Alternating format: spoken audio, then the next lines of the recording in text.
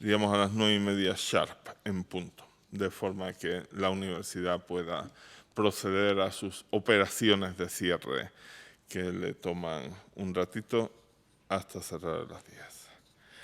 Bueno, nuestro tema de esta noche es el tema de las elecciones americanas, que si ustedes se han tomado la molestia de seguir en la prensa, está en las primeras planas de la prensa en estos días hasta el día de hoy, diríamos. O sea que hasta hoy hay declaraciones de Trump referidas a la posición del Partido Republicano, hasta hoy hay filtraciones de correos de la señora Clinton cuando era secretario de Estado de Estados Unidos.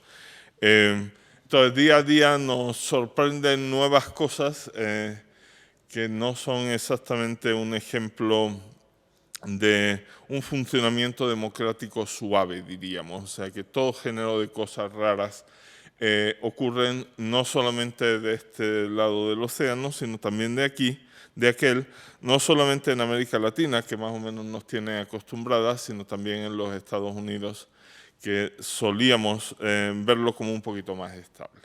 Entonces, para hablarnos de eso, tenemos hoy a José María de Areilza Carvajal, que es un profesor de ESADE, antes de la Universidad Europea de Madrid. ¿No? Ah, perdón, te he perdido. No, del Instituto de Empresa. Ahí te confundí una cosa con otra. Confundí unas siglas con otras.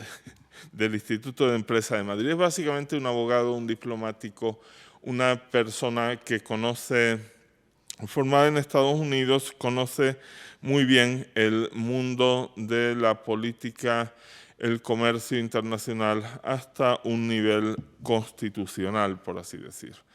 Entonces es un experto que Dani Susquiza seleccionó, yo creo que con muy buen tino. Él escribe semanalmente en el diario ABC y pertenece al Aspen Institute aquí en España y tiene una obra importante en la materia, ha dado clase y participado en diálogos en prácticamente todo el mundo.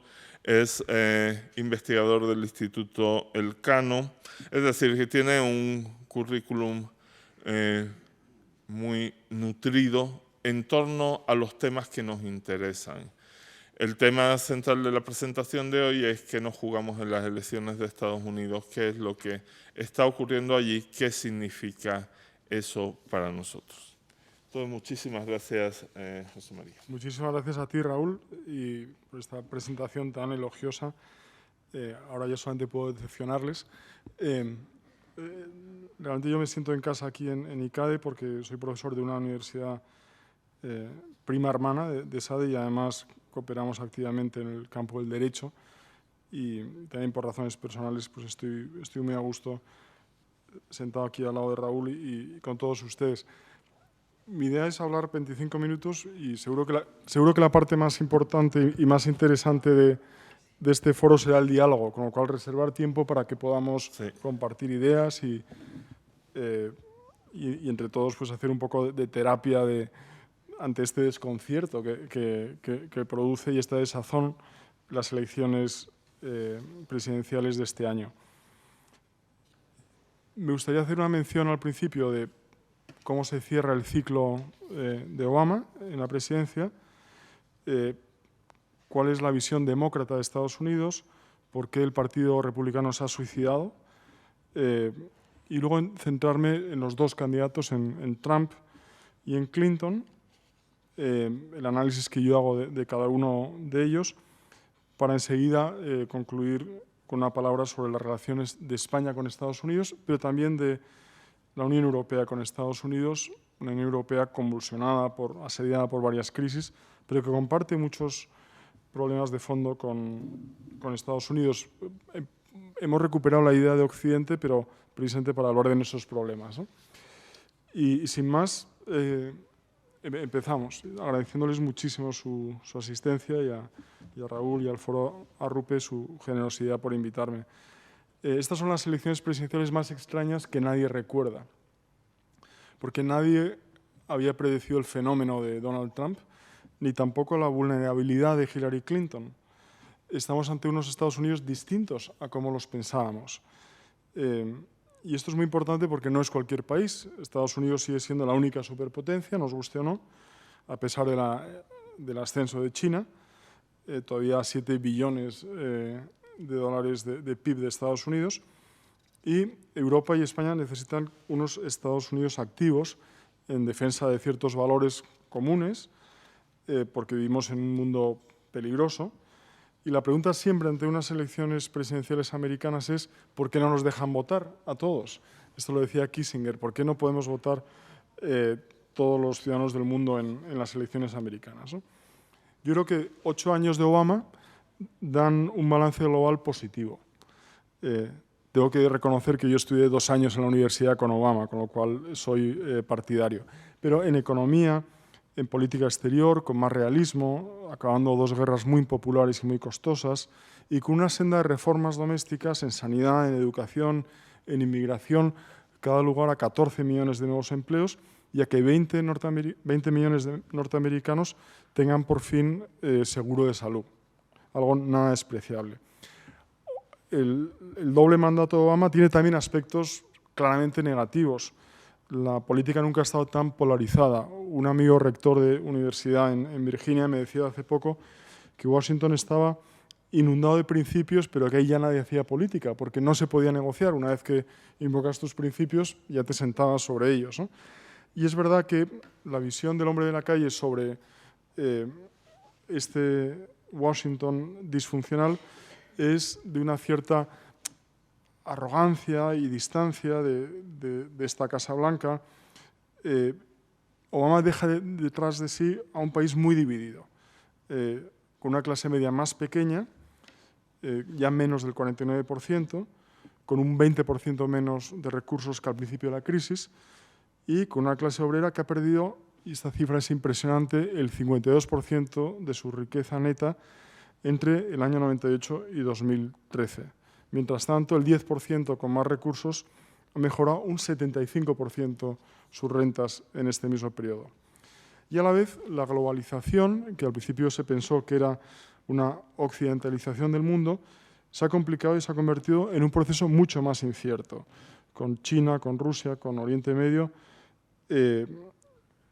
como países o como zonas del mundo cada vez con más complicaciones, otra vez con un fenómeno de terrorismo internacional que por desgracia va a estar con nosotros mucho tiempo, con 200 millones de personas que inician movimientos, migraciones todos los años, con la amenaza de las consecuencias del cambio climático, etc. Mi visión de cómo están las cosas en Estados Unidos es que nos parecemos bastante en ambos lados del Atlántico en algunos de nuestros males. Hace poco un buen amigo y compañero de reflexión, Fidel Sendagorta, titulaba un artículo suyo en El País La pérdida del optimismo occidental. Yo creo que en ambos lados del Atlántico cada vez hay más personas que tienen miedo al futuro económico, que lo ven con aprensión y que también ven de una manera negativa el fenómeno de la inmigración y se refugian en una identidad formulada en estos términos negativos. Y sin embargo, decíamos, Obama tiene detrás de sí, o deja un legado, a mí me parece interesante desde un punto de vista de reformas domésticas y de política exterior. Obama, su mejor papel es el que llaman los medios de comunicación de predicador en jefe. Es una persona con una gran capacidad analítica y de tejer un discurso hacia dónde debe orientarse el país. Es mucho peor, sin embargo, negociando esas políticas. En eso es más un académico que un político, yo creo. Pero ha formulado para el Partido Demócrata una senda muy clara basada en la igualdad de oportunidades, en la recuperación de la movilidad social ante el retroceso de la clase media, en la incorporación de inmigrantes ilegales a la ciudadanía. Hay que recordar que hay 11 millones de hispanos considerados inmigrantes ilegales en Estados Unidos, y en una política exterior realista, pragmática, sin una gran estrategia universal, pero dispuesto a utilizar el poder de Estados Unidos de una manera muchísimo más, yo creo, inteligente que su antecesor. La demografía y las reglas electorales, y esto podemos entrar en el diálogo, favorecen claramente a los demócratas en las elecciones presidenciales. Estamos también ante el final de la América blanca y el auge de los millennials, de la generación de jóvenes que creen más en el Estado, en la intervención de la economía, que ninguna otra generación anterior en Estados Unidos. También es verdad que es una generación que tiende a participar mucho menos en política que las anteriores. Había, sin embargo, después de 8 años de Obama, una oportunidad clara para un presidente republicano y, de hecho, de los 17 que iniciaron las primarias, había algunos buenos candidatos. ¿Por qué? Pues porque después de 8 años de Obama hay un cierto hartazgo, hay un deseo de cambio, había unas lecciones muy claras de las elecciones de 2012 para los republicanos, que era evitar las bases extremistas, la apertura a minorías, especialmente a los hispanos, el pactismo, el foco en el mensaje económico, como intentó hacer sin éxito Mitt Romney, pero los candidatos republicanos se han destruido entre sí, han minusvalorado a Trump y no han entendido el auge de la antipolítica. ¿Quién es Trump? Trump es un exdemócrata sin principios, amigo de los Clinton, varias veces arruinado, repetidas ocasiones acusado de fraude y sin control sobre su ego. Pero ha encontrado su sitio entre los republicanos y ha sabido interpretar y encarnar un ciclo anti-Washington como outsider y que conecta tanto con el movimiento de Occupy Wall Street, ocupar Wall Street, y el Tea Party, que comenzaron por razones distintas en el 2010. Es una persona que intenta dar voz a los que no la tienen y no participan en política. Dice lo que otros no se atreven y ha sabido ganarse el voto, por lo menos en las primarias, de lo que algunos analistas llaman hombres blancos desesperados. De tal manera que la crítica no es una crítica desde la izquierda a la derecha o al revés, sino contra las disfunciones tanto del mercado, representado por Wall Street, como del gobierno federal por personas que se sienten que están fuera de este establishment, de este sistema de derechos, en el caso del gobierno federal, o de dinero, en el caso de Wall Street. En el fondo, no es seguro que Trump quiera ser presidente. Lo que sí está claro es que va a utilizar toda esta fama y notoriedad tan negativa, en buena parte, para seguir siendo un personaje, posiblemente fundar un grupo de comunicación, si pierde, como creo que esperamos todos. Es un showman televisivo que ha sabido dominar los ciclos de noticias, que ha llevado las transgresiones y los insultos hasta cuotas nunca vistas en una campaña electoral, y hay una gran responsabilidad de los medios de comunicación que han hecho mucho dinero con las emisiones en directo de Trump y casi lo han jaleado durante las primarias y han creado un monstruo. Algo muy interesante que ha señalado también otro amigo, Nacho Torreblanca, es que su discurso es básicamente profundamente pesimista.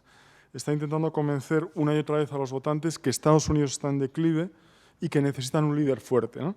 La evidencia es la contraria. Estados Unidos sigue representando la mitad del gasto militar del mundo, lidera la revolución energética, lidera la revolución tecnológica, sigue teniendo las mejores universidades y centros de investigación, tiene un 5% de paro, tiene graves problemas, por supuesto, sociales, pero no es ni mucho menos un país en declive.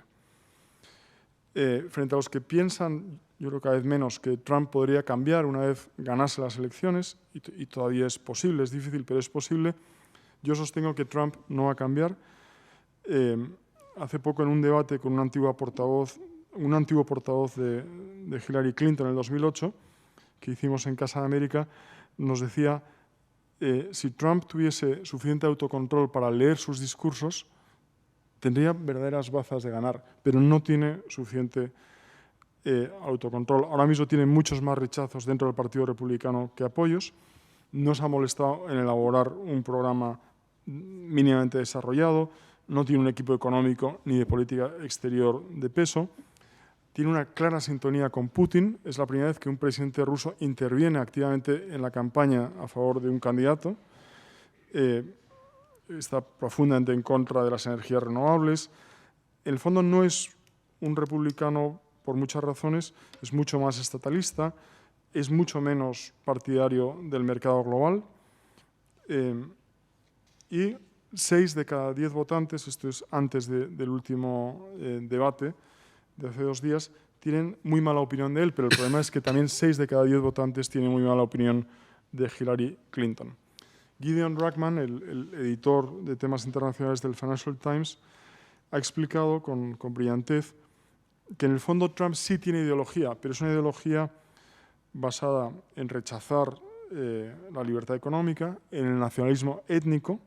Es decir, yo creo que ya ha hecho muchísimo daño, pase lo que pase, a la imagen y a la proyección de Estados Unidos en el mundo, esta idea de América primero. Es partidario de fomentar el choque de civilizaciones entre Occidente e Islam. Y una cosa interesante es un claro emisor de teorías conspiratorias, de denuncia de los medios de comunicación como no de fiar, ¿no? También es misógino, racista, en fin, es un candidato que nadie pensaba que podía haber llegado tan lejos.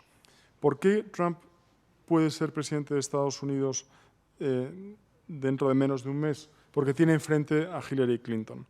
Hillary Clinton es la persona más preparada para ser presidente, en mi opinión, desde George Bush padre, con una gran trayectoria en el sector público, es atlantista, es enérgica, pero tiene un problema tremendo de índices negativos. No ha conseguido hacer una campaña explicando por qué quiere ser presidenta, poniendo en valor su trayectoria. No ha servido por ahora de inspiración para muchísimas mujeres que quieren, y también muchísimos hombres que queremos que haya una primera presidenta de Estados Unidos. Y sobre todo no ha respondido a la pregunta que se hacen los votantes de Trump, y es ¿qué ha hecho usted por mí? Bernie Sanders sí lo consiguió. Bernie Sanders se ha llevado en las primarias el voto joven, ha encarnado la utopía, pero indirectamente ha colocado a Hillary como representante de este establishment contra el que parte de Estados Unidos reacciona, ¿no? De hecho, si hay una participación baja el 8 de noviembre, podía peligrar su candidatura. Tiene problemas muy serios que arrastra de la utilización de su correo electrónico privado durante su época de secretaria de Estado, de la Fundación Clinton, plagada de conflictos de intereses y malas prácticas. La sensación que da, fuera de temas judicializables, es que ella escribe sus propias reglas, que no juega con las reglas de todos, ¿no?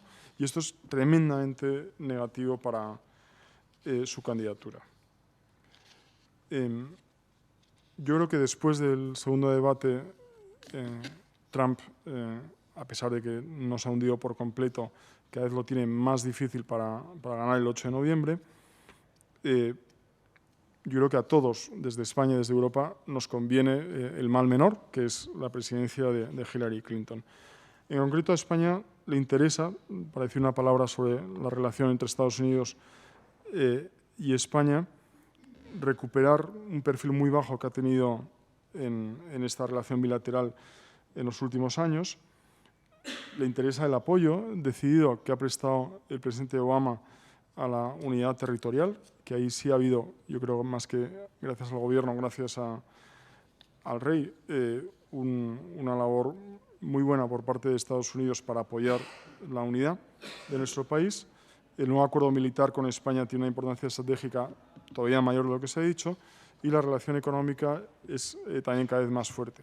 Con la Unión Europea, sin embargo, Estados Unidos no ve más que una serie de problemas sin resolver y no tanto un socio para afrontar juntos problemas globales, ¿no? Estados Unidos hace tiempo que giró hacia Asia, ha dado prioridad en su política exterior a la relación con China, pero también en general al Pacífico, y sin embargo ahora está volviendo a Europa por la acumulación de tensiones, ¿no? La crisis del euro todavía no está resuelta del todo, pero en parte se ha sujetado gracias al apoyo de Estados Unidos, especialmente en el verano de 2012. la crisis de refugiados, Estados Unidos tampoco ha hecho suficiente y en parte el estallido de Siria se debe a la mala política exterior de Estados Unidos, pero también a la falta de política exterior de los europeos. En el caso de Brexit, que es un espejo que nos han puesto a todos los países europeos, que hace que las demás crisis se agranden, ¿no? y que desde luego tengamos un problema muy serio, porque nadie sabe cómo un país tan importante como el Reino Unido se convierte en ex-Estado miembro sin provocar un terremoto y un contagio. En el caso también de las amenazas a seguridad, todo esto llama a Estados Unidos a estar más presente en Europa, pero solo si gana Hillary Clinton. Trump ya ha explicado que él no piensa que Estados Unidos debe financiar la defensa europea, ha jugado a favor del Brexit, en fin, no entiende Europa y no le interesa de ninguna manera. Es mucho más cercano a Putin que a cualquier país europeo. El acuerdo de libre comercio que se planteó y que está en negociaciones entre Estados Unidos y la Unión Europea, yo creo que se ha quedado en el congelador durante mucho tiempo, y esto es una manera eufemística de decir que posiblemente no vaya adelante o se transforme simplemente en un acuerdo de intenciones sin valor jurídico. Tiene el rechazo frontal de Trump y unas dudas que yo creo son tácticas, sobre todo serias, sobre su contenido por parte de Hillary Clinton. Estados Unidos además está promoviendo un debate interesante, y he tenido la oportunidad de participar en algunos de estos foros, sobre qué son valores occidentales, pensando que no se le puede dejar a Europa sola en esta reflexión en relación con la inmigración, en relación con las amenazas a la seguridad, en relación también con el futuro económico.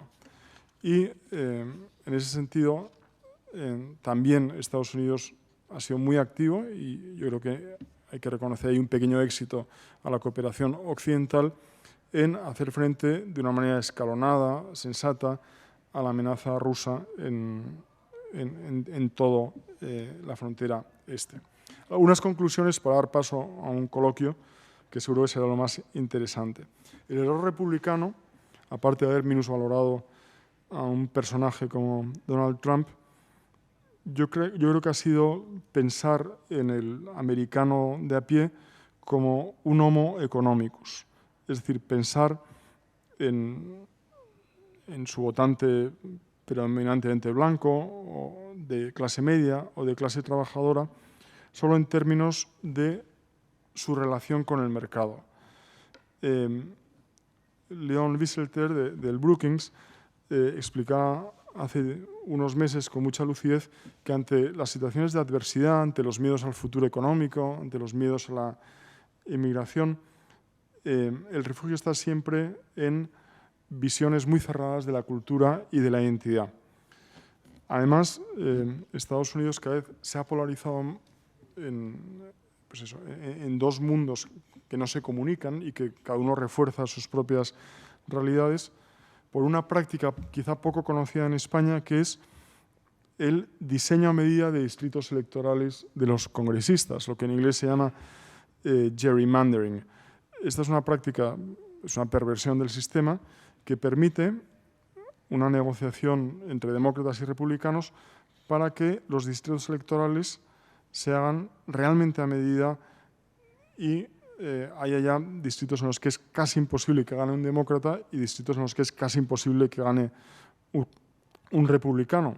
Y se diseñan calle por calle, incluso casi edificio por edificio, sabiendo dónde hay votantes demócratas, en el caso de que lo que se trate es de conseguir un distrito de esta orientación. Esto lo que hace es que para ganar en ese distrito, si uno es demócrata, tenga que entrar normalmente por la izquierda, y si uno es republicano, tenga que entrar por la derecha. Es decir, se radicalice todavía más el discurso político.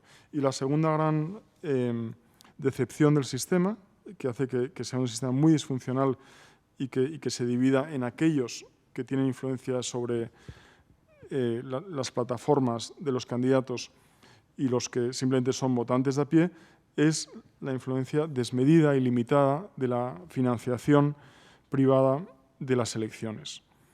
Estas dos prácticas, el rediseño de distritos electorales y la utilización desmedida de financiación privada de elecciones, que no solamente financian candidatos, sino también plataformas, se podrían echar atrás con un Tribunal Supremo activista, pero ahora en este momento tiene mayoría republicana.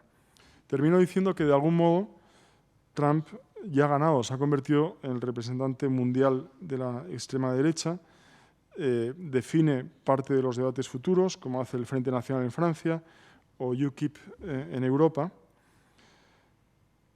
Yo, por terminar con una visión optimista, creo que el americano medio tiene más sabiduría política de lo que pensamos y que no va a elegir a Trump.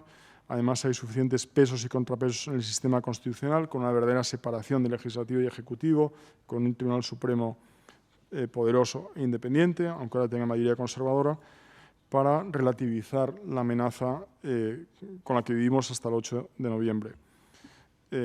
Todo esto si Hillary Clinton aguanta y si entre hoy y esta fecha no aparece en el horizonte ningún cisne negro. Muchas gracias. Muchas gracias, María. Pues damos entonces apertura al espacio de debate, como les digo, hasta las 9:30, hora en la que cortamos, estemos donde estemos y como estemos. Yo voy a comenzar. Brígida es quien tiene el micrófono, entonces sabe dónde está el botón para encenderlo, tiene un dominio absoluto del aparato. Pero yo voy a comenzar con una pregunta mientras ustedes discurren, como decía mi abuelo, una adecuada. En tu presentación, José María, me ha parecido que hay una suerte de contradicción en la lógica cuando empezaste a describir el periodo de Obama, porque yo creo que no hay mucha duda de que el resurgimiento de estas figuras que podríamos llamar populistas, por darles un nombre, por meterlas todas en un cajón, pero parte del fracaso económico, sobre todo el fracaso económico a futuro, de determinados grupos sociales, de la pequeña clase media sobre todo, es decir, el cierre de horizontes, de perspectivas económicas que esas personas perciben. Eso no es la primera vez, sobre eso se montó el fascismo en su momento, realmente. O sea que si no llega a ser porque las clases medias bajas de la Europa de entreguerras, a partir de la crisis sintieron que sus oportunidades eran muy pequeñas, difícilmente líderes populistas, como en su estilo eran los fascistas de la época, hubieran podido. Pero al mismo tiempo, o sea, eso es una cosa inteligible. Al mismo tiempo, has descrito a Obama como quien ha pretendido reabrir el camino del sueño americano del ascenso social, que es precisamente volver a ofrecer perspectivas a los americanos de abajo y en medio de progresar en la vida, de que tus hijos estén mejor que tú, etc. Y Obama ha gobernado 8 años. Entonces, ¿significa eso que en el fondo Obama tenía buenas intenciones, pero lo que se proponía no puede hacerse? Y mi segunda pregunta asociada es, ¿la señora Clinton está prometiendo hacer algo semejante donde fracasó Obama?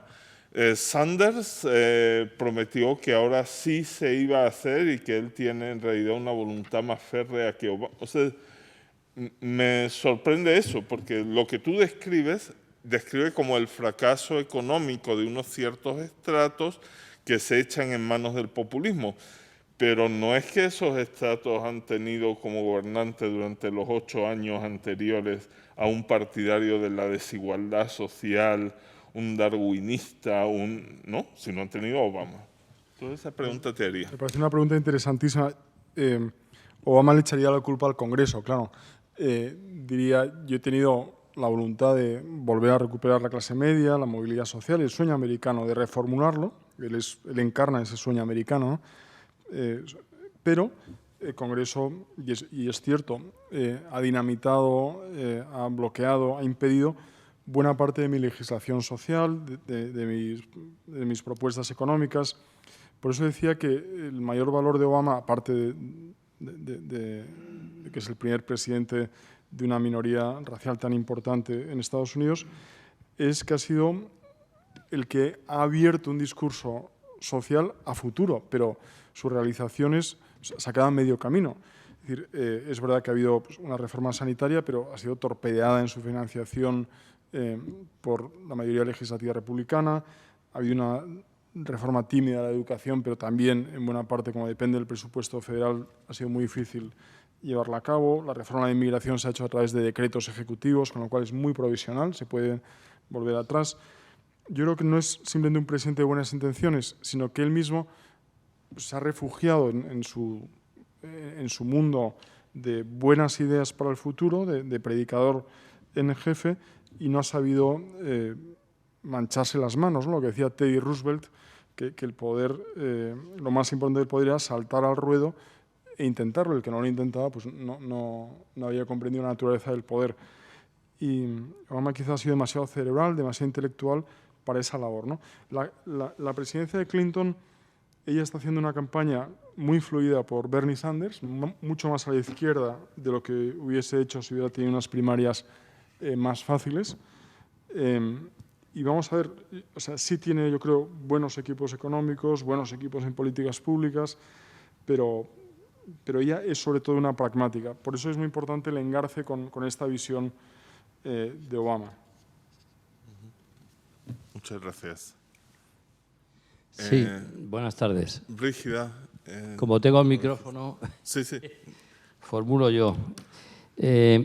Muchas gracias por su disertación. Yo quería hacerle 3 preguntas. Usted me ha parecido entender que aseveraba que Estados Unidos no es un país en declive, después de haber dado pues, unas pequeñas pinceladas de cómo es hoy día la población norteamericana, en donde la clase media ha perdido su preponderancia o su dominio. Antes era superior al 50 y al 60% y ahora está, según usted, en el 48%, cuando la llamada clase trabajadora obrera ha perdido el 52% de su poder adquisitivo y cuando Estados Unidos ha optado, con Obama clarísimamente, por replegarse en todos los escenarios mundiales en los que antes estaba de una manera distinta, digamos.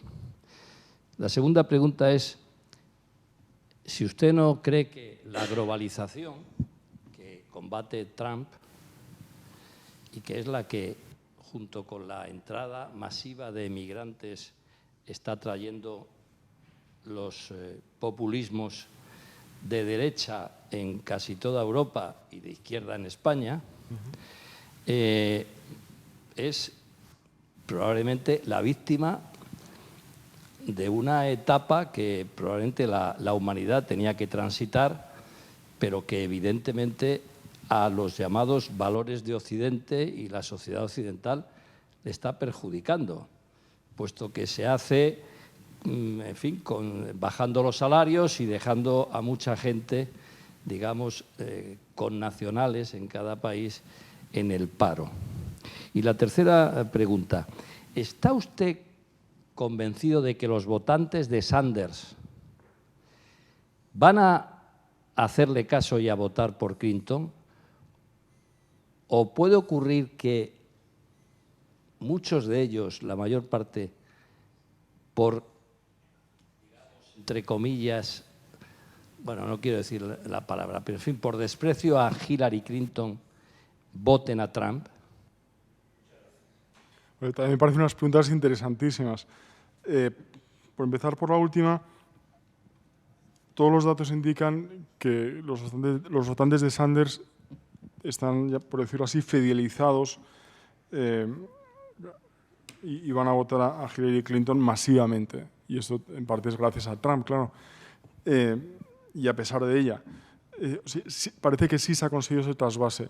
El dato que yo miraría el 8 de noviembre es si la participación es baja, porque eso sería muy mala señal, sobre todo en estados grandes, ¿no?, que son los que necesita necesita ganar algún estado grande Trump para abrirse un camino hacia la nominación.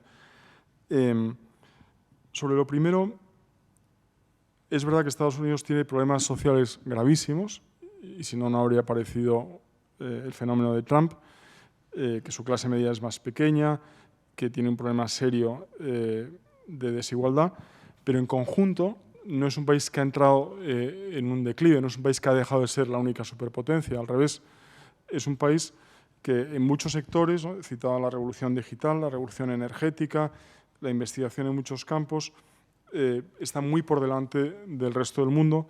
También en algo muy importante que es la confianza en sí mismo. Es un país que después de haber pasado 2 guerras muy impopulares y muy costosas y una crisis económica de caballo, comparable a la Gran Depresión, está empezando a salir, ¿no? Está empezando, eso sí, con un coste muy alto social, porque hay una sensación en mucha gente, y si no, no votarían a Trump, de que viven en precario. La comparación es muy interesante porque muchos de los votantes de Trump no se comparan con los que tienen más dinero, se comparan con sus padres, con la sensación de que van a ser la primera generación que viva peor que sus padres, ¿no?, que se interrumpe ese progreso. Yo creo que Obama, y ahora no le defiendo por orgullo de compañero de pupitre, no se ha replegado de todos los escenarios mundiales. Lo que ha hecho es una utilización mucho más selectiva, yo creo más inteligente, más realista, de recursos más escasos para hacer política exterior de seguridad y de defensa. Nadie en Estados Unidos tenía apetito de nuevas guerras, hubiese sido lo más impopular que podía haber hecho Obama. Ha fijado sus prioridades en Asia y el resto de escenarios pues ha intentado atenderlos cuando se convertían en problemas globales, ¿no? Pero yo no creo que Obama será recordado por una mala política exterior. Sobre la globalización, pues en efecto, yo creo que la globalización se pensó que era una proyección de valores occidentales y hemos visto que Occidente no escribe las reglas de la globalización, al revés, que muchas veces se hace sin reglas, sin un debate suficiente sobre cuáles son los valores que inspiran esta unificación económica del mundo y que tiene consecuencias muy negativas dentro de muchas sociedades. En conjunto, el proceso de globalización ha sacado de la pobreza a millones de personas. Es un fenómeno de crecimiento global, pero la paradoja es que en muchas sociedades, y Estados Unidos es un claro ejemplo, ha sido una manera de ir hacia más desigualdades, hacia más tensiones y de la emergencia de los populismos. Yo creo que la respuesta no es el soberanismo, no es cerrar a los países. Yo sigo pensando que lo que necesitamos es transformar esa globalización a través de una reflexión ética, a través de instituciones globales. No puede ser que la política sea local y las políticas se decidan desde una instancia global o, en el caso europeo, supranacional. Necesitamos politizar, en el buen sentido de la palabra, es decir, generar visiones del bien común, tanto a nivel europeo como a nivel global, y hacer ese debate sobre ganadores y perdedores, sobre cómo redistribuimos recursos para aliviar precisamente a los que más sufren con este proceso. Esa sería mi visión, que ciertamente es utópica.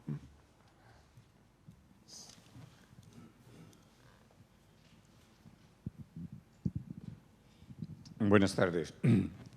Bueno, me ha gustado mucho lo conciso y lo claro que ha sido en su exposición y motivo para reflexionar sobre todo lo que ha dicho. Quiero hacer una reflexión y una pregunta.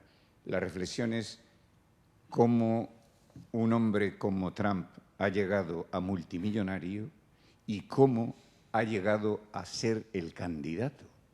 Algo tiene que fallar en ese país tan importante y tan maravilloso. Esa es la reflexión, ¿eh? La pregunta sería, ¿qué hacemos con los populismos? ¿Cómo nos los comemos? ¿Cómo los volvemos a la madriguera? En España, en Europa, con Trump, ¿qué hacemos con ellos?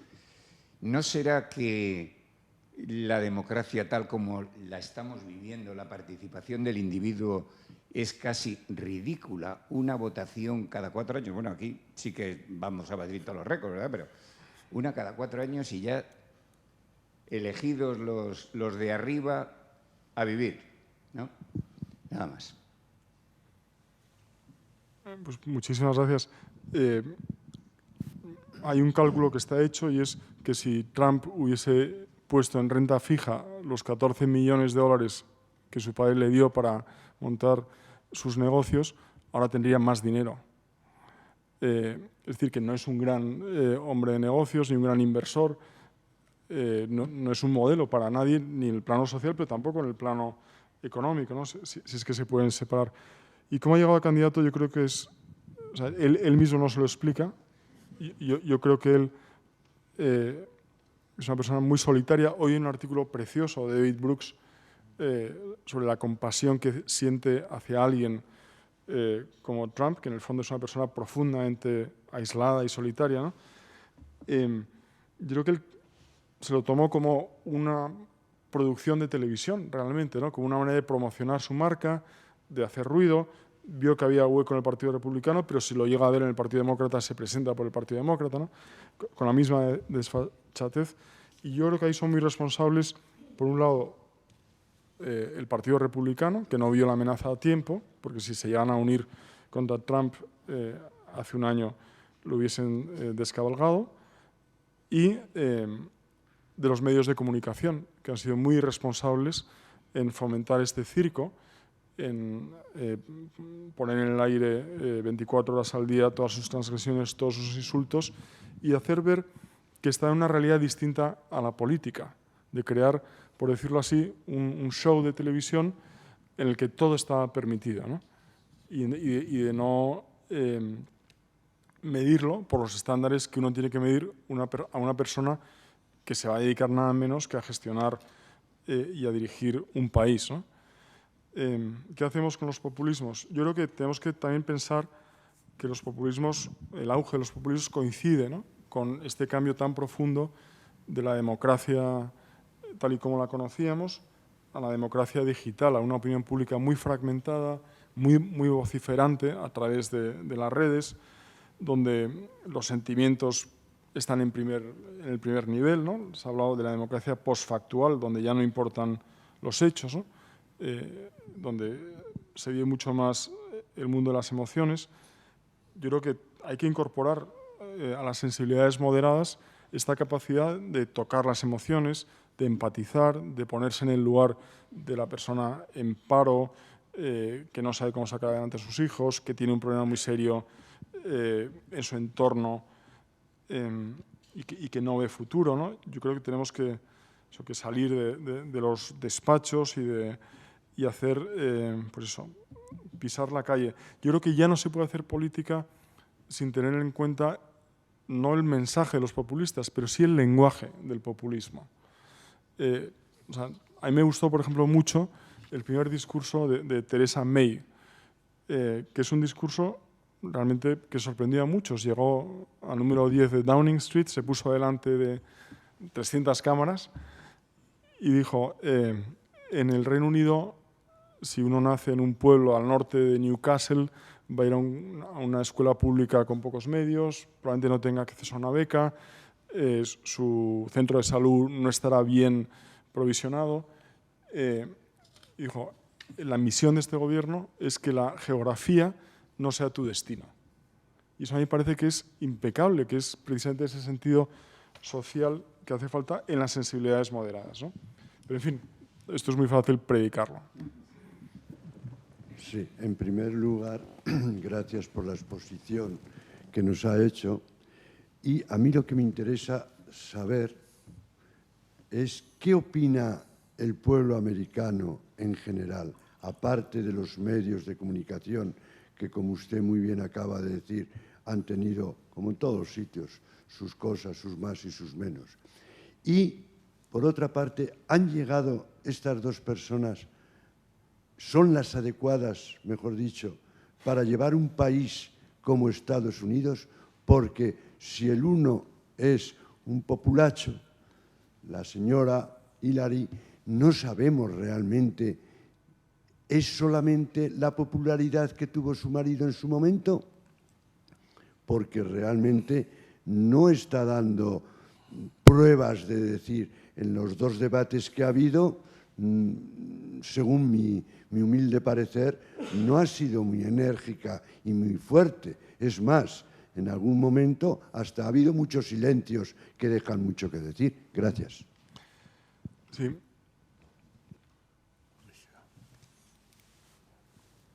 Bueno, el pueblo americano es una sociedad escindida, ¿no? Si no, no habría aparecido Trump. La paradoja de estas elecciones es que solo Trump puede ganar a Clinton y solo Clinton puede ganar a Trump, ¿no? Vamos, para que se me entienda, son dos candidatos, por decirlo así, hechos el uno para el otro, ¿no? O sea, alguien como Clinton puede ganar a un Trump y alguien como Trump puede ganar a una Clinton, ¿no? Pero en efecto, la pregunta es, no hay nadie más. A mí me parece especialmente interesante, por ejemplo, el candidato a vicepresidente de Hillary Clinton, al que he tenido la oportunidad de conocer y tratar, Tim Kaine, una persona muy cercana a España, con mucho sentido social, con experiencia en asuntos públicos, un buen gobernador de Virginia, senador. O sea, ¿por qué no Tim Kaine, ¿no? En lugar de Hillary Clinton? Pero en defensa de la candidata demócrata, sí es una persona que sabe mucho de gestión pública. Cuando estuvo en la Casa Blanca intentó la primera reforma sanitaria seria, que no salió adelante, pero era la persona encargada de llevar adelante nada menos que esta tarea. Como senadora pues, ha tenido una trayectoria muy buena, como secretaria de Estado. Yo creo que el que no haya sido tan enérgica en los debates es precisamente porque a ella lo que han acusado siempre es de ser demasiado agresiva. Es una persona muy perfeccionista, que se autocorrige, sábelo todo, ¿no? Y ha querido dar precisamente una imagen más comedida, ¿no? Para que todo el mundo viese, al contrario, la falta de autocontrol de Trump, ¿no? Creo que es una estrategia, pero sí tiene, yo creo, un nivel más que adecuado para ser presidente de Estados Unidos. Otra cosa es su falta de popularidad, la falta de transparencia en muchísimas cosas, esta imagen de estar por encima de las reglas, que es tan perniciosa, ¿no? Les cuento una anécdota, si quieren. El presidente Obama, que ahora está muy a favor, por supuesto, de Hillary Clinton, ¿no? Porque piensa que es la que va a llevar adelante su legado, ¿no? Y está horrorizado, como cualquier persona sensata, con Trump. Casi como broma, puso en la Casa Blanca, junto a varios retratos de presidentes a los que él admira, varias fotografías, una foto de House of Cards, de la serie de televisión donde salen Kevin Spacey y Robin Wright haciendo de presidente y primera dama, ¿no? Y me contó una persona que estuvo ahí, y cuando alguien le dijo, ¿y estos? Son los Clinton, ¿no? O sea, incluso dentro del Partido Demócrata hay esta mentalidad de que es un matrimonio tremendamente ambicioso, que no se les pone nada por delante con tal de conseguir el poder. Pues sí, hubiera sido mejor, sin duda, otro candidato demócrata, ¿no? Los años no pueden influir porque ella, si mal no recuerdo, creo que tiene 71, ¿no? 69. 69. Y él 70. Algo interesante es que ella hubiera sido una candidata más atractiva, lógicamente, en 2008, ¿no? O sea, que ahora, 8 años después. Atractiva en el sentido de frescor, de mensaje, pero perdió las primarias con Obama, ¿no? Bueno, pues muchísimas gracias por la exposición. Un tema que lo ha sacado muy de refilón, he hecho una pequeña mención. Ahí, bueno, empezó la pregunta por decir que no hay 2 sin 3, ¿no? Ha habido Brexit, ha habido no en Colombia, puede que haya Trump en Estados Unidos, ¿no? Pero bueno, ya veremos lo que pasa el día 8. Lo ha tocado muy de refilón, el tema del cambio climático. Se ha demostrado cómo es un tema de preocupación global para el mundo entero, ¿no? Por primera vez en la historia, un tema ha puesto de acuerdo prácticamente a todos los países del mundo en diciembre del año pasado en París con el acuerdo. Muy recientemente, hace escasamente o aproximadamente un mes, China y Estados Unidos lo han ratificado, pero Estados Unidos con un documento de aceptación, no de ratificación. ¿Es posible, en la hipótesis del del Trump, que pudiera volverse atrás Estados Unidos en su decisión y dejar de ratificarlo y, por lo tanto, ser difícil que el Acuerdo de París entrase en vigor? Yo creo que depende de lo que pase precisamente con el legislativo, ¿no? Más que con Trump. O sea, de Trump cabe esperar cualquier cosa negativa, ¿no? Pero dependerá mucho del resultado de los republicanos, que están jugando también su preeminencia en el legislativo, y por eso cada vez salen, hay más republicanos que se ponen enfrente de Trump, ¿no? Pero sobre el cambio climático sabe usted muchísimo más que yo.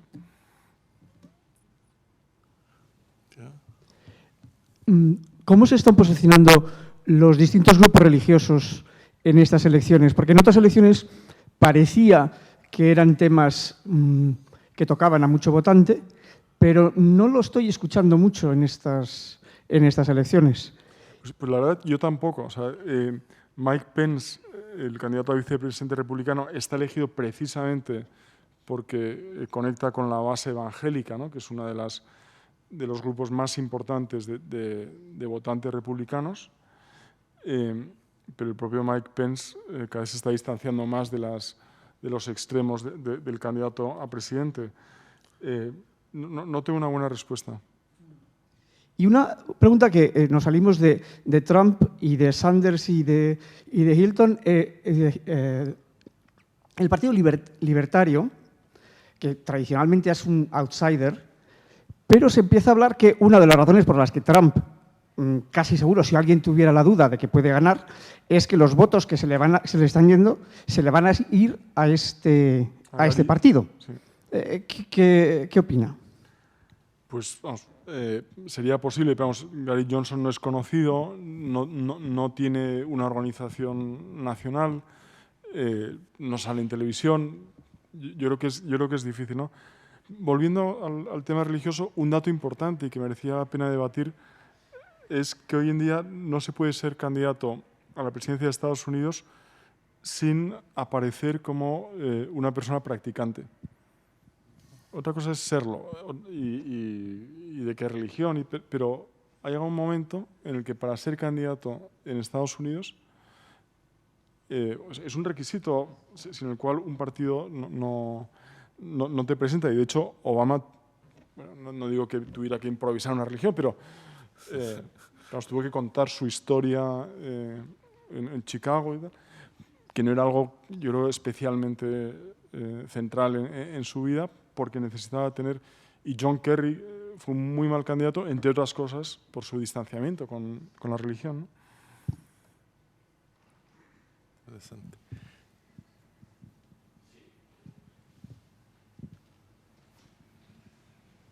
Gracias. ¿Podría usted profundizar algo más en qué son valores occidentales y si esos valores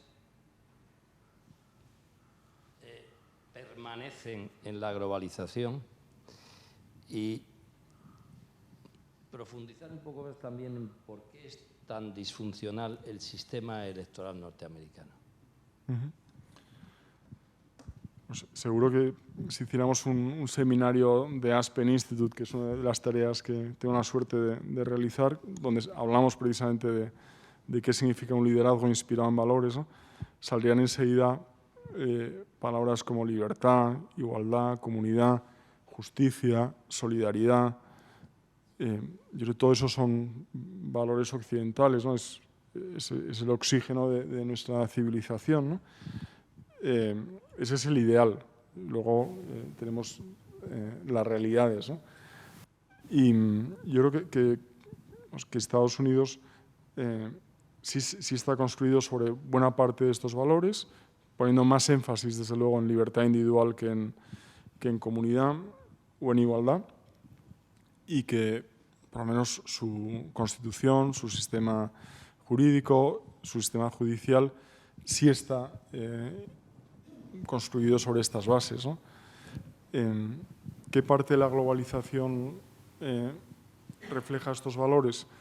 Pues la propia idea de libertad económica pues tiene una raíz en la libertad individual, la idea de progreso, que es parte, yo creo, del relato de la globalización, la idea de ciencia y de razón, pues también están, yo creo, conforman la parte de la globalización, pero sería muy difícil, teníamos que ir pues, caso por caso, política por política o país por país, ¿no? Para poder hacer ese análisis con algo más de fundamento. Yo en ese punto, José María, yo me atrevería a ofrecer un cierto esquema. Es un esquema rápido. Uno diría, ¿qué son valores occidentales? Como diferentes de valores de otros lugares, porque comunidad, solidaridad, son valores de las culturas tradicionales. Entonces, a mí me parece que el valor central de Occidente es el individuo.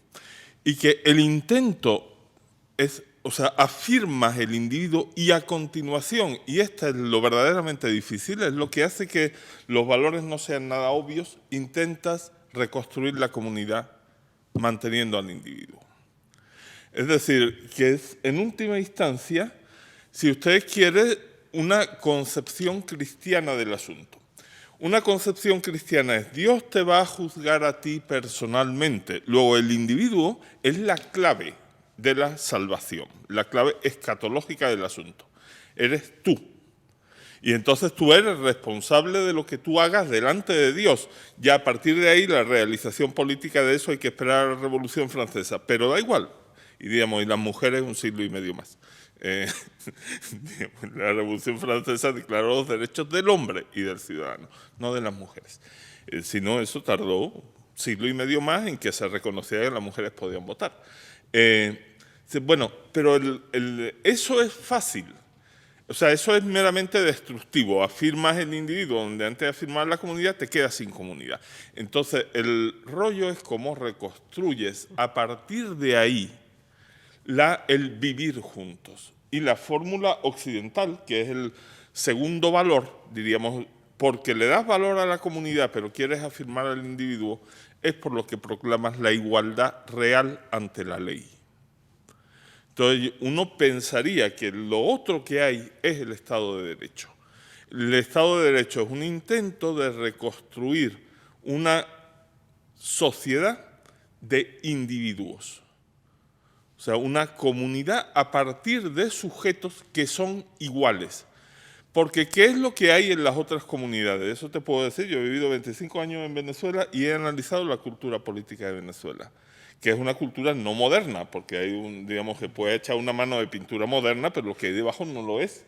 Y de hecho en España uno podría dudar. En España coexisten ambas culturas y pelean entre ellas, y eso vemos. Lo que hay son esquemas clientelares. Es decir, que tanto vales según los contactos que tengas. Y la sociedad es una pirámide donde está el patrono, diversos mediadores, los clientes abajo. Yo no mucho escuché a un brasileño de Sciences Po de París hablar de esto. Estuvo aquí, lo trajo en la Cátedra de América Latina. No recuerdo el nombre porque nunca recuerdo los nombres, pero debía recordarlo. El señor hablaba de los brasileños y decía, lo peor que le puedes decir a un brasileño es que él sea un individuo o un ciudadano. O sea, te encuentras un brasileño y inmediatamente, aunque sea un tipo mísero, te va a decir, pero yo vengo de acá, soy primo del otro, conozco a... O sea, el sujeto es su esquema de contactos que le permite ser alguien en la vida. Yo diría, el gran valor occidental es el intento de afirmar que el sujeto es valioso por sí, que es un asunto cristiano, y a continuación reconstruye usted la sociedad. Porque, claro, el cemento de la cuestión, en mi opinión, era básicamente un cemento clientelar. Tú valías tanto como contribuyeras al poder del jefe, que a su vez mantenía contento a sus vasallos. Yo creo que ese es, si uno tuviera que decir, ¿qué hay de diferente en Occidente que no hay, por ejemplo, en los países árabes? que no hay en las culturas tradicionales, de Occidente, que es la mafia como diferente a. Dice, bueno, que son esquemas clientelares en que vales según quién tú eres, quién conoces, quién. Bueno, esa es una propuesta así para, para contribuir un algo acá.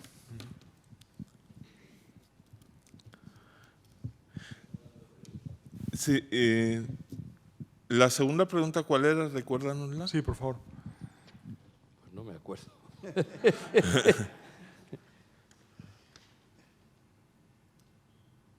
No, no me acuerdo.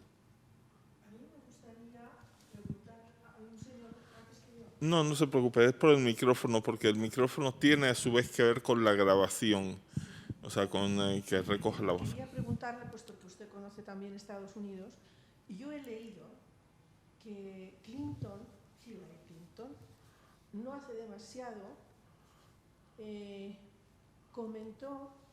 dijo públicamente que había que acabar con el cristianismo ya. ¿Le suena a usted algo de esto? Yo no conozco esas declaraciones y me parecería, vamos, que se estaría suicidando políticamente, además. Muy improbables. Vamos, me sorprende, no lo he leído desde luego.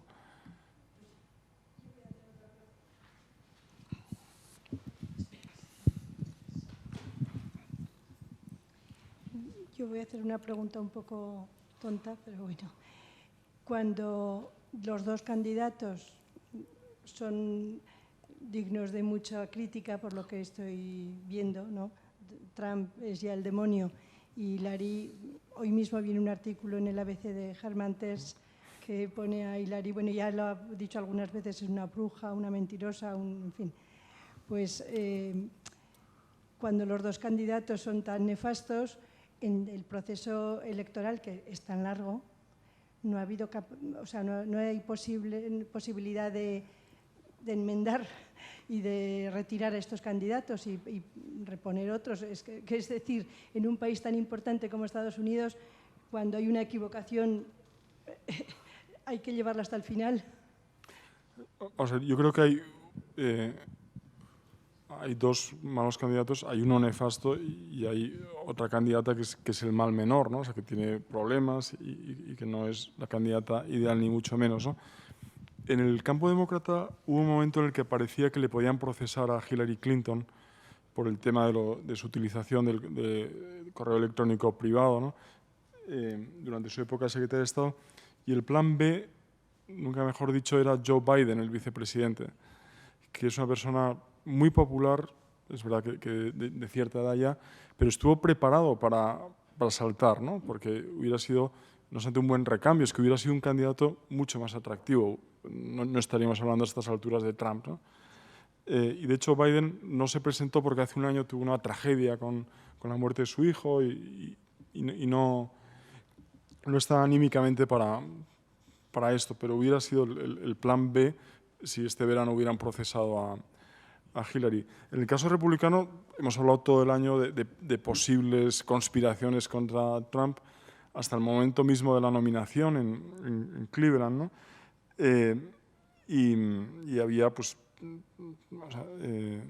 todo tipo de intentos, ¿no? Desde Paul Ryan, recuperar a Marco Rubio.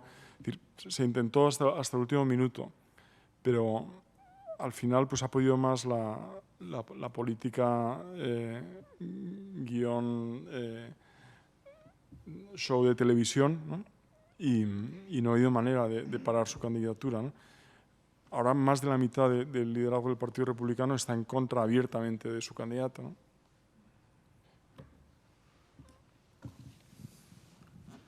Brígido.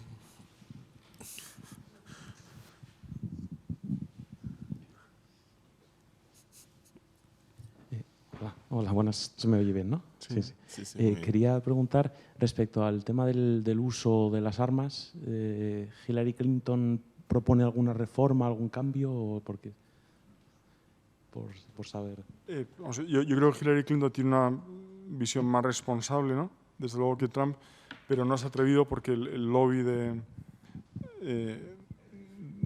del rifle, ¿no? De la Asociación Nacional del Rifle, es tan fuerte, y en Estados Unidos pues es parte de una cultura popular, ¿no? El uso de las armas. Me parece que es un desastre, pero ojalá como presidenta sea capaz de tomar iniciativas, pero no es parte de su plataforma, ¿no? Por favor. La disfuncionalidad. Usted ha hablado de la disfuncionalidad del sistema electoral o del sistema político. Sí, o sea, ¿por qué el sistema electoral es tan... Bueno, la disfuncionalidad de Washington es que está bloqueado, ¿no? Y del sistema electoral es que dos cosas a las que me he referido. Una, que los distritos electorales, que son unipersonales, se hacen a medida de los candidatos, lo cual es una vergüenza, porque no hay verdadera competencia entre un demócrata y un republicano. Muchas veces está, por decirlo así, hecho de tal modo que hay un 90% de votantes demócratas en tu distrito, o al revés, ¿no? Y esto es un pacto entre los dos partidos. Y luego, la influencia desmedida del dinero privado. El 70% del tiempo de un congresista o de un senador es buscar financiación para su siguiente campaña. Y está en manos de grandes financiadores. El Partido Demócrata tiene, me parece que es el 80% de su financiación viene de 50 personas. Punto. Estas 50 personas pueden decidir sobre el uso de las armas, sobre, no sé, sobre el aborto, sobre política social. Esto no quiere decir que antes las personas con más recursos, ¿no? ese 1%, ¿no? En Estados Unidos no interviniese en política, pero no compraban de esa manera tan descarada poder político. Y ahora sí lo hacen, y además con intereses muchas veces muy a corto plazo, ¿no? Entonces, ¿se puede decir que es un voto comprado? Sí, de hecho, vamos, uno de mis profesores de mi época de estudiante ahí se presentaba a las elecciones, lógicamente no va a ganar, pero con una única plataforma que era prohibir la influencia del dinero privado en política, promover una reforma constitucional con ese fin, ¿no? Porque su manera de contarlo, me parece muy atractiva, era que habíamos llegado a un sistema de segregación. Es una palabra muy fuerte en Estados Unidos. Aquellos que tienen acceso al poder mediante el dinero y aquellos que son meros votantes que van a elegir candidatos preseleccionados por aquellos que tienen dinero y que le han dicho además cuál es su plataforma, ¿no? Lawrence Lessig, si quieren seguirla, es muy interesante. Muy bien. Y de hecho lo que él estaba poniendo en pie, además de esta campaña para una reforma constitucional, era un superfondo, una cosa muy americana, para financiar a candidatos al Congreso o al Senado, a la Cámara de Representantes o al Senado, con tal de que no aceptasen financiación de nadie. Es decir, es un fondo para permitir que haya candidatos que se presenten con sus ideas. Y yo te financio, pienses lo que pienses, con tal de que no tomes dinero de nadie. Te financie otros. Me parece una idea sugestiva, ¿no? Y ha hecho un montón de iniciativas modestas, pero vamos. Muy bien. Yo voy a aprovechar que quedan aquí 10 míseros minutos para probar una idea. La voy a probar contigo. Entonces, tú me dices si te suena correcta o no. Tiene que ver con algo que habías dicho.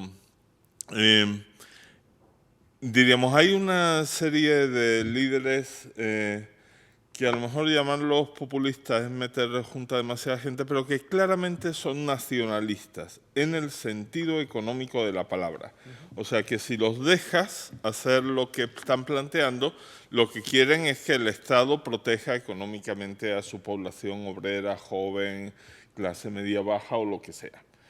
Y eso a lo que conduce, diríamos, a un mundo de estados. Mi impresión es que esta gente sienten que sus bases populares, diríamos, quizá llegaron a una especie de óptimo hacia 1970 y que entonces la globalización los ha desmejorado, ha hecho más precaria su vida, sea que económicamente mejor o peor. pero peor en perspectivas.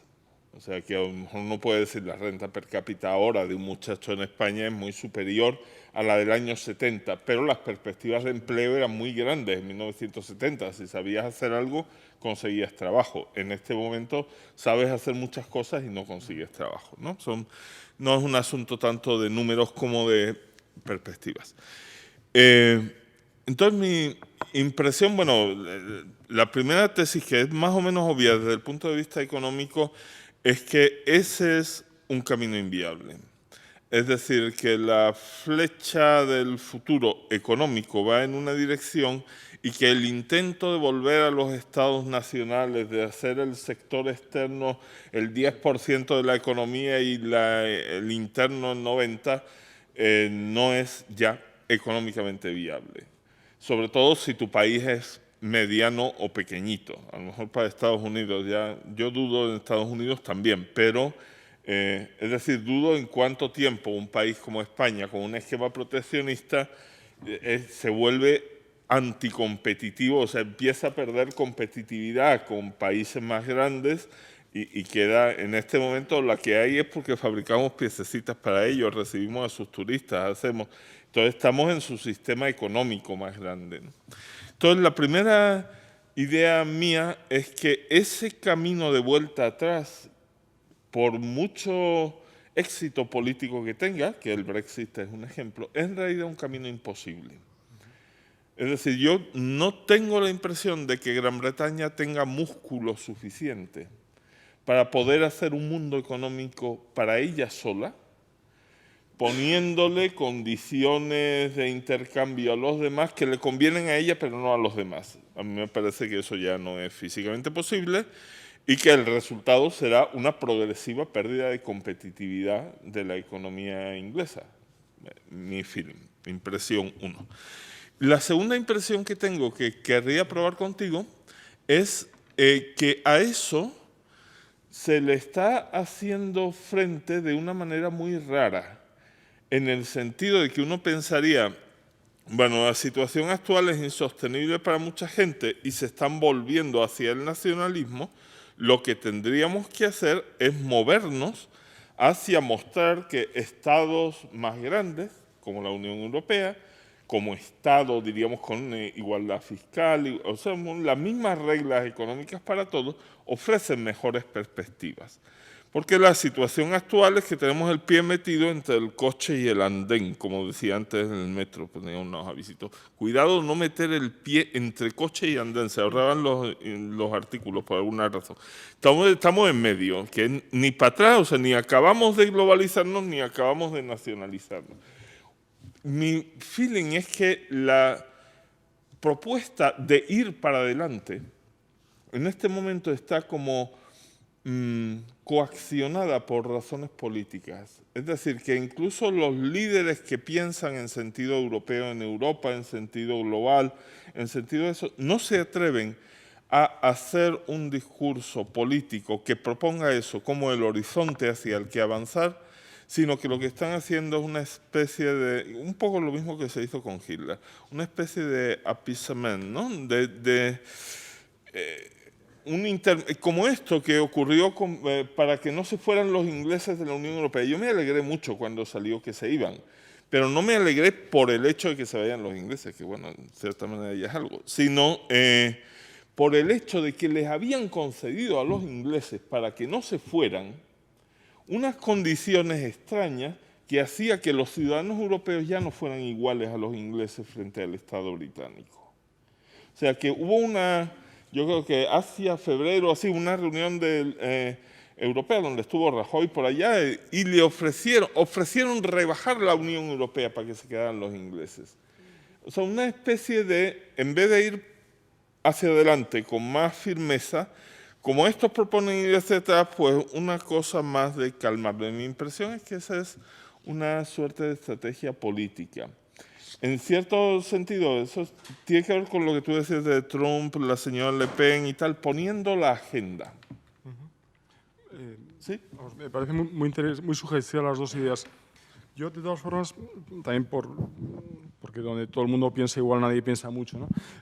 Por decir algo distinto a Raúl, yo creo que no tenemos que minusvalorar la fuerza del nacionalismo y del proteccionismo, ¿no? Si hemos aprendido algo del siglo XX es que el nacionalismo es imparable, ¿no? Una vez se enciende, por desgracia, ¿no? Yo creo que hay además un vector que merece la pena debatir mucho, y es los efectos que está teniendo ya sobre la competitividad, sobre el trabajo, sobre las relaciones humanas, la revolución digital. Yo creo que tiene grandes beneficios, pero va a aumentar de manera exponencial la desigualdad. Yo creo que el gran detonante de muchas convulsiones que vamos a ver va a ser los efectos no positivos de la revolución digital, ¿no? Que va a transformar por completo el trabajo y va a hacer redundante a muchas personas, ¿no? Hablábamos antes de valores, el valor de la dignidad humana que está tan en el centro de esta reflexión que nos ofrecías, ¿no? Sobre esta idea de armonización, de buscar tamaño, de ir adelante, yo creo que ahí es muy importante hacerlo. O sea, estoy totalmente a favor de buscar más integración, también en el sentido político y cultural, pero respetando mucho la especificidad cultural. Yo creo que parte del problema de integración europea, que es mi otra conferencia, por cierto, por si un día les apetece, es que hemos hecho una integración que parecía que iba en piloto automático, sin preguntar demasiado a los ciudadanos, justificándola por los buenos resultados económicos, ¿no? Hasta que nos hemos encontrado con una crisis de legitimidad, que el Brexit es el fenómeno británico correspondiente, pero lo tenemos en todos los países, ¿no? Y no haber trabajado más el ideal cosmopolita de apertura, pero reteniendo tus múltiples identidades, tus raíces. Pues en mi caso, yo estoy muy orgulloso de ser vasco, español, europeo, ¿no? Sin tener que renunciar a ninguna de tus conexiones, ¿no? Y parece que el ideal europeo pues eso, ha sido demasiado de piloto automático, demasiado economicista, ¿no? Esta idea de que lo importante al final era el tamaño del mercado, reglas comunes para todos, y así se resolvían los problemas, ¿no? Bueno, pues muchísimas gracias, José María. Yo creo que ha sido un diálogo muy vivaz en que hemos tocado muy distintos aspectos del asunto con la ayuda del profesor Arelza. Pues muchísimas gracias. Ha sido una gran sesión. Gracias.